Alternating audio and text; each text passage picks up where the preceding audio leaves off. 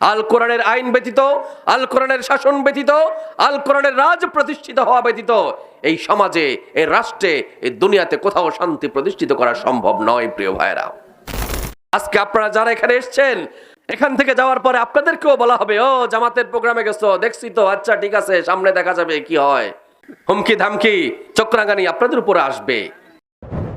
আমরা বুকে হাত দিয়ে গ্যারান্টি সহকারে বলতে পারি যে জামাত ইসলামে এমন কোন লোক নাই যিনি মাদকের সাথে লিপ্ত রয়েছে। কি দেখেছেন আপনারা কখনো?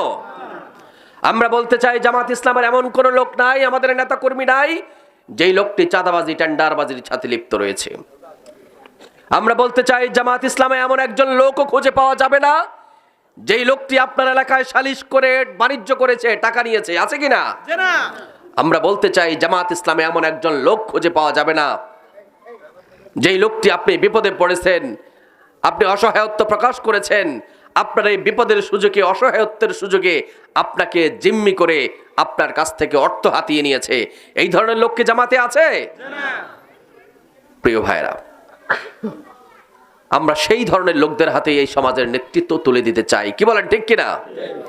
আজকে অতীতে আমরা দেখেছি এই সমাজের নেতৃত্ব দিয়েছে, এই সমাজের কর্তৃত্ব করেছে চাঁদাবাজ, সন্ত্রাস, মাদকের সাথে লিপ্ত, জেনাবেজ ব্যভিচারের সাথে লিপ্ত, আরো অন্যান্য অপরাধমূলক কর্মকাণ্ডের সাথে যারা লিপ্ত, তারা এই সমাজকে, এই দেশকে, এই জাতিকে তারা নেতৃত্ব দিয়েছে। যার ফলে আমরা দেখতে পেয়েছি এই দেশ, এই সমাজ, সেখানে শান্তি প্রতিষ্ঠিত হয়নি। প্রিয় ভাইয়েরা, শান্তির একমাত্র উপায়, শান্তির একমাত্র মাধ্যম, শান্তির একমাত্র অবলম্বন হচ্ছে মহাগ্রন্থ আল কোরআন। আল কোরআনের আইন ব্যতীত, আল কোরআনের শাসন ব্যতীত, আল কোরআনের রাজ প্রতিষ্ঠিত হওয়া ব্যতীত এই সমাজে, এই রাষ্ট্রে, এই দুনিয়াতে কোথাও শান্তি প্রতিষ্ঠিত করা সম্ভব নয়। প্রিয় ভাইয়েরা, যুগে যুগে নবীদের আগমন হয়েছে মানুষকে হেদায়েতের জন্য, আল্লাহর পথে মানুষকে আহ্বান করার জন্য। আল্লাহ রাব্বুল আলামিন রাসূলদেরকে দুনিয়াতে পাঠিয়েছেন মানুষদেরকে হেদায়েতের জন্য, মানুষকে আল্লাহর দিকে আহ্বান করার জন্য, আল্লাহর জমিনে আল্লাহর দ্বীন প্রতিষ্ঠার জন্য। আকিমুস সালাতে নির্দেশের ভিত্তিতে যেমন আমরা নামাজ আদায় করি, সেই আল্লাহই আমাকে নির্দেশ দিয়েছেন আকিমুদ্দিন, তোমরা দ্বীন প্রতিষ্ঠা করো, ইসলাম প্রতিষ্ঠা করো। প্রিয় ভাইরা, আজকে কি আমাদের এই সমাজে দ্বীন প্রতিষ্ঠিত, ইসলাম প্রতিষ্ঠিত আছে? নাই। প্রিয় ভাইরা, নবীদের আগমন এই দুনিয়াতে আর হবে না, রাসূলের আগমন আর এই দুনিয়াতে হবে না। তাহলে কি নবীরা যে দায়িত্ব পালন করেছেন, রাসূলরা যে দায়িত্ব পালন করেছেন, সেই দায়িত্ব পালন কি শেষ হয়ে গেছে? সেই দায়িত্ব কি আর পালিত হবে না? সেই কাজ কি বন্ধ হয়ে গেছে? না প্রিয় ভাইরা, সেই কাজটা কে করবে তাইলে? সেই কাজটা আমরা যারা নিজেদেরকে নবীর উম্মত বলে দাবি করি, আমাদের উপর সেই দায়িত্ব অর্পিত। প্রিয় ভাইরা, আমরা নিজেদেরকে নবীর অনুসারী বলে দাবি করে থাকি। অনুসারী কাকে বলে? যিনি অনুসরণ করেন তাকেই তো অনুসারী বলে, ঠিক কিনা? আমার নবী করিম সাল্লাল্লাহু আলাইহি সাল্লাম এই দ্বীনের কাজ করতে গিয়ে, মানুষকে আল্লাহর দিকে আহ্বান করতে গিয়ে, ইকামতে দ্বীনের অথবা দ্বীন প্রতিষ্ঠার এই দায়িত্ব পালন করতে গিয়ে তিনি লাঞ্ছিত হয়েছেন, অপমানিত হয়েছেন, নির্যাতিত হয়েছেন, নিপীড়িত হয়েছেন। তিনি 3.5 বছর জেল খেটেছেন, তিনি সমাজ থেকে বিতাড়িত হয়েছেন, রাষ্ট্র থেকে তাকে বের করে দেওয়া হয়েছে, তিনি হিজরত করেছেন। এ থেকে আমরা কি বুঝলাম? এই কাজ করতে গেলে লাঞ্ছনা, গঞ্চনা, অপমান, টিটকারি, মস্কারি, চক্রাঙ্গানি, এই সমস্ত ভয়, ভীতি, হুঙ্কার, এই দ্বীনের পথে চলতে গেলে, দ্বীনের কাজ করতে গেলে এগুলি একটি স্বাভাবিক ঘটনা মাত্র। কি বলেন, ঠিক কিনা? আজকে আপনারা যারা এখানে এসেছেন, এখান থেকে যাওয়ার পরে আপনাদেরকেও বলা হবে, ও জামাতের প্রোগ্রামে গেছো, দেখছি তো, আচ্ছা ঠিক আছে, সামনে দেখা যাবে কি হয়। হুমকি ধামকি, চক্রাঙ্গানি আপনাদের উপরে আসবে। প্রিয় ভাইরা, আমার প্রিয় নবী, সর্বশেষ নবী, বিশ্ব নবী রাসূল করিম সাল্লাল্লাহু আলাইহি সাল্লামের প্রতি এই হুমকি ধামকি এসেছে। সকল নবীদের উপর এই হুমকি ধামকি এসেছে। তারা নির্যাতিত হয়েছেন, নিপীড়িত হয়েছেন। পাথরের উপর পাথর রেখে, মাথা রেখে আরেকটি পাথর দিয়ে মাথাকে থেতলে দেওয়া হয়েছে। জ্বলন্ত অঙ্গারের উপর শুইয়ে দিয়ে আমার নবীদেরকে হত্যা করা হয়েছে। করাত দিয়ে দ্বিখণ্ডিত করে আমার নবীদেরকে হত্যা করা হয়েছে। একটাই অপরাধ ছিল, তারা মানুষকে আল্লাহর দিকে আহ্বান করেছে, তারা দ্বীন প্রতিষ্ঠার কাজ করেছে। প্রিয় ভাইয়েরা, আমরা যেটা বলছিলাম নবীদের আগমন, রাসূলের আগমন হবে না, সেই দায়িত্ব আমাদেরকেই, আমরা যারা নিজেদেরকে নবীর উম্মত বলে দাবি করি, আমাদেরকেই পালন করতে হবে। প্রিয় ভাইয়েরা, এটি আমাদের উপর একটি ফরজ দায়িত্বের নাম। নামাজ যেরকম আদায় করা ফরজ, কায়েম করা ফরজ, আকিমুস সালাত এটা আল্লাহর নির্দেশ, ঠিক ওই আল্লাহই আমাকে নির্দেশ দিয়েছেন আকিমুদ্দিন, তোমরা দ্বীন প্রতিষ্ঠা করো, ইসলাম প্রতিষ্ঠা করো।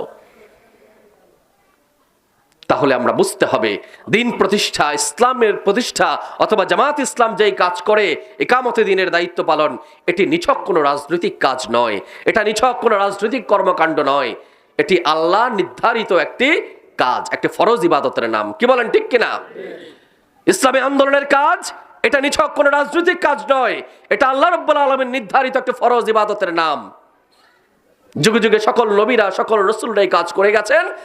নবীদের পরে, রাসূলদের পরে খোলাফায়ে রাশিদিন, সাহাবায়ে কেরামগণ, তাবে তাবেঈনগণ, পরবর্তীতে তাদের অনুসারী সকল উম্মাহ এই কাজ করে গেছেন। আজকে আমরা যারা এই সমাজে নিজেদেরকে দিনদার, ইমানদার মুসলমান বলে দাবি করি, এই কাজ আমাদের উপরও একটি ফরজিয়াত, আমানতের দায়িত্ব প্রিয় ভাইয়েরা। কিন্তু দুঃখজনক ব্যাপার হচ্ছে আমরা ইমানদার মুসলমান, দাবিদার মুসলমানেরা আমরা সেটা বুঝতে পারি না, আমরা সেটা উপলব্ধি করতে পারি না, এটা আমাদের বুঝে আসে না যে এটি যে একটা দিনের, এটি যে একটা ফরজ ইবাদতের নাম। সম্মানিত ভাইয়েরা, আমাদের এই সমাজের এক শ্রেণীর মুসলমান, এক শ্রেণীর ইমানদার, এক শ্রেণীর সুশীল বুদ্ধিজীবী তারা বলে থাকেন, আমি নামাজ পড়ি, রোজা রাখি, হজ করি, যাকাত দেই, দিনের অন্যান্য কাজ করি, মসজিদ বানাই, মক্তব বানাই, দান খয়রাত করি, আমাকে রাজনীতি কেন করতে হবে? সম্মানিত ভাইয়েরা, আমরা তাদের উদ্দেশ্যে বলতে চাই এবং আমাদের বোঝার জন্য বলতে চাই যে রাজনীতি করা এটা আল্লাহর একটি হুকুম, এটা ফরজ একটি হুকুম। যুগে যুগে নবীরা রাজনীতি করেছেন, রাসূলরা রাজনীতি করেছেন, খোলাফায়ে রাশিদিনরা রাজনীতি করেছেন। রাষ্ট্র পরিচালনা এটা কি রাজনীতির অংশ নয়? নবীরা কি রাষ্ট্র পরিচালনা করেননি? রাসূলরা রাষ্ট্র পরিচালনা করেননি? খোলাফায়ে রাশিদিনরা তারা রাষ্ট্র পরিচালনা করেননি? তা রাজনীতি ছাড়া কি রাষ্ট্র পরিচালনা হয়? না প্রিয় ভাইরা, তারা বোকার স্বর্গে বসবাস করছে যারা বলে রাজনীতি আর ইসলাম আলাদা জিনিস। আমরা যেদিন ইমানের স্বীকৃতি দিয়েছি, আমরা যেদিন কালেমার স্বীকৃতি দিয়ে ইমান এনেছি, সেই কালেমার স্বীকৃতিতেই আমি রাজনীতির খাতায় নাম লিখিয়েছি প্রিয় ভাইরা। সেদিন আমি বলেছি, ঘোষণা দিয়েছি, লা ইলাহা ইল্লাল্লাহু মুহাম্মাদুর রাসূলুল্লাহ সাল্লাল্লাহু আলাইহি সাল্লাম। আমি সেদিন ঘোষণা দিয়েছি আল্লাহ ছাড়া কোনো ইলাহ নাই। ইলাহ মানে কি?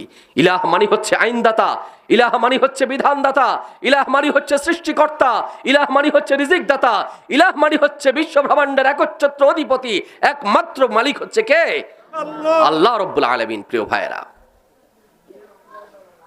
আমি যদি আল্লাহকে একমাত্র আইনদাতা বলে স্বীকার করে থাকি কালেমার মধ্যে, তাহলে দুনিয়ার রাজনীতিতে সকল ক্ষমতার উৎস জনগণ, এই কথা বলার কোনো সুযোগ আছে? এই কথা যদি বলে থাকে তাহলে আমার ঈমান থাকবে না প্রিয় ভাইয়েরা। এটা একটি কুফরি কথা, এটা একটি শিরকি কথা প্রিয় ভাইয়েরা। সকল ক্ষমতার মালিক কে? আল্লাহ। এটা ইসলামের কথা, এটা জামাতের কথা নয়। এর বিপরীতে আমরা যারা বলি সকল ক্ষমতার মালিক জনগণ, সকল ক্ষমতার উৎস জনগণ, এটা ইসলামের পরিপন্থী, ইসলামের বিপরীত, কালেমার বিপরীত একটি কথা। কালেমার বিপরীত কথা বলে, কালেমার বিপরীত অবস্থানে থেকে, কালেমার বিপরীত আদর্শকে ধারণ করে, কালেমার বিপরীত রাজনীতির সাথে সম্পর্ক রেখে কেউ কি ঈমান থাকতে পারে? না প্রিয় ভাইরা, তার ঈমান থাকতে পারে না। আমার ব্যক্তি এবং পরিবারকে যদি পরিশুদ্ধ করতে না পারি, তাহলে এই সমাজ পরিশুদ্ধ না হবে না, আর রাষ্ট্র পরিশুদ্ধ করা সম্ভব হবে না। এজন্য জামাতের একজন কর্মী হিসেবে, জামাতের একজন সহযোগী হিসেবে, জামাতের একজন শুভাকাঙ্ক্ষী হিসেবে, জামাতের একজন সমর্থক হিসেবে, আল্লাহর একজন বান্দা হিসেবে, রাসূলের একজন উম্মত হিসেবে আমাদেরকে প্রথমেই যেটি করতে হবে সেটি হচ্ছে আমার নিজের ব্যক্তি জীবনটাকে সংশোধন করতে হবে। আমার মধ্যে কোনো ভুল ভ্রান্তি থাকলে, আমার মধ্যে কোনো ন্যায় অন্যায় থেকে থাকলে, আমার মধ্যে যদি কোনো পাপ পঙ্কিলতার ছোঁয়া থেকে থাকে, আমার নিজেকে সবার আগে সংশোধন করতে হবে। এটাই জামাতের কাজ, এটাই জামাতের কাজ। এটার বাইরে জামাতের আর কোনো কাজ নাই। জামাত আমাদেরকে নির্দেশ দিচ্ছে, প্রথমত তোমার নিজেকে একজন দিনদার, ইমানদার, আল্লাহওয়ালা, খোদাবিরু মানুষ হিসেবে তৈরি করতে হবে। তোমাকে জাহান্নামের আগুন থেকে বাঁচার জন্য একজন উপযোগী মানুষ হিসেবে প্রস্তুত করতে হবে। তোমাকে জান্নাতে যাওয়ার উপযোগী একজন ব্যক্তি হিসেবে প্রস্তুত করতে হবে। এটি হচ্ছে জামাতের কাজ, এটাই জামাতের নির্দেশ। প্রিয় ভাইরা, জামাতের একজন কর্মীকে আমরা প্রতিদিন সেই আমলনামা আমাদের উপস্থাপন করতে হয় আল্লাহর কাছে, যে আমি প্রতিদিন নামাজ পড়েছি কিনা, আমি প্রতিদিন ইসলামী জ্ঞান অর্জন হয়েছে কিনা, আমার দ্বারা মানুষের উপকার কতটুকু হয়েছে, আমার দ্বারা মানুষের ক্ষতি যদি হয়ে থাকে সেটার জন্য আল্লাহর কাছে ক্ষমা চাওয়া, প্রার্থনা করা, এবং নিজেরা পরস্পর আলাপ আলোচনা পরামর্শের ভিত্তিতে সংস্কারের মাধ্যমে, সংশোধনের মাধ্যমে আমরা নিজেদেরকে পরিশুদ্ধ করে নেওয়ার সেই চর্চা আমাদের এই সংগঠনে থেকে থাকে প্রিয় ভাইয়েরা। তাই আমি আপনাদেরকে আহ্বান করব, আসুন আমরা একটি সুখী সমৃদ্ধ বাংলাদেশ গড়ার লক্ষ্যে, আমরা আজকের এই ইউনিয়নটাকে সুন্দর করার লক্ষ্যে আমাদের আজকের এই অত্র ওয়ার্ডের যে কর্মসূচি হাতে নেওয়া হয়েছে, আগামী দিন আমাদের মাহবুব রাব্বানী ভাইকে যে মেম্বার পদে আমাদের সংগঠন থেকে মনোনীত করা হয়েছে, আমরা তাকে জয়যুক্ত করার মাধ্যমে এই এলাকার এই ওয়ার্ডের সকল প্রকার অন্যায়, অত্যাচার, জুলুম, নির্যাতন, পাপাচার, মাদক, সন্ত্রাস, চাঁদাবাজি, টেন্ডারবাজি, খুন খারাপি, রাহাজানি, এই সমাজের যত খারাপ মানুষ, যত যুবক রয়েছে যারা অন্যায়ের পথে পা বাড়িয়েছে, তারা আমাদেরই ভাই, আমাদেরই সন্তান, আমাদেরই ভাতিজা, তাদেরকে দিনের পথে বুঝিয়ে নিয়ে আসার মাধ্যমে আমরা এই সমাজটাকে সবাই মিলে দলমত, জাতি, ধর্ম, বর্ণ নির্বিশেষে আমরা কাঁধে কাঁধ মিলিয়ে এই সমাজটাকে আমরা সুন্দর করে গড়ে তুলব ইনশাআল্লাহ। কি বলেন, ঠিক কিনা? এখানে শুধু জামাতের লোকেরাই নয় বসবাস করে না, এখানে শুধু শিবিরের লোকেরাই বসবাস করে না, অন্যান্য দলের যে সমস্ত ভাইয়েরাও আছে তাদেরকে সাথে নিয়ে আমরা এই সমাজটাকে গঠন করতে চাই, তাদেরকে সাথে নিয়ে আমরা এই সমাজটাকে সুন্দর করতে চাই, তাদেরকে সবাইকে সাথে নিয়েই নারী, পুরুষ, আবাল, বৃদ্ধ, বনিতা সকলকে সাথে নিয়ে আমরা একটি সুখী সমৃদ্ধ আমরা এই ওয়ার্ডটাকে আমরা গঠন করতে চাই, বাংলাদেশের মধ্যে একটি আদর্শ ওয়ার্ডে রূপান্তর করতে চাই। কি বলেন, ঠিক কিনা? সেজন্য আপনাদেরকে কাজ করতে হবে। আমাদের মায়েরা, বোনেরা যারা আজকে এখানে উপস্থিত হতে পারেনি তাদেরকেও বলতে হবে, সবাইকে বোঝাতে হবে, সবাই দিনের পতাকা তলে সামিল হতে হবে, দিন বুঝতে হবে, দিন মানতে হবে, দিন অনুযায়ী চলতে হবে, আল্লাহর দেওয়া জীবন ব্যবস্থাকে নিজের জীবনের একমাত্র পাথেয় হিসেবে আমরা সেটা ধারণ করতে হবে। তাহলেই আমাদের পক্ষে সম্ভব হবে সেই সিরাতুল মুস্তাকিমের পথে পরিচালিত হওয়া। আল্লাহ রাব্বুল আলামিনের দেখানো নির্দেশিত পথে আমরা যদি পরিচালনার মাধ্যমে নিজেদেরকে করতে পারি, সেই নিজেদেরকে সে পরিচালনা করতে পারি, তাহলেই সেটা সম্ভব হবে, নচেত কখনোই সেটা সম্ভব হবে না। এটা আমাদের কল্পনাই থেকে যাবে, এটা আমাদের ধারণাতেই থেকে যাবে। আল্লাহ রাব্বুল আলামিনের কাছে আমরা সেই তৌফিক কামনা করছি। এবং আপনারা যারা এখানে উপস্থিত রয়েছেন, আল্লাহ রাসূলের সেই হাদিস অনুযায়ী বাল্লিগনি ওয়ালাউ আয়া, তোমরা যতটুকু জেনেছো তা অপরের নিকট পৌঁছে দাও।